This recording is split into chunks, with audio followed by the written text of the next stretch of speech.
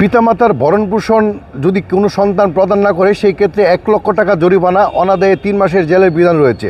আজকে আমরা জানাবো এই আইনটি সম্পর্কে। আসসালামু আলাইকুম, আমি অ্যাডভোকেট মোহাম্মদ নজরুল ইসলাম। আমি বাংলাদেশ সুপ্রিম কোর্ট এবং ঢাকা জজ কোর্টে আইন পেশায় নিয়োজিত আছি।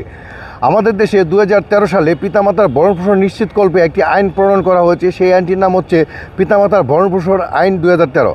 এই আইনে বলা হয়েছে যে যদি কোনো সন্তান পিতামাতার বার্ধক্যজনিত অবস্থায় পিতামাতার ভরণপোষণ যথাযথভাবে প্রদান না করে, অথবা পিতামাতাকে কোনো যথাযথভাবে চিকিৎসা প্রদান না করে, অথবা একই গৃহে বসবাস না করে, সেই ক্ষেত্রে এটি হবে একটি দণ্ডনীয় অপরাধ এবং এই ক্ষেত্রে ১,০০,০০০ টাকা জরিমানা, অনাদায়ে ৩ মাসের জেলের বিধান রয়েছে।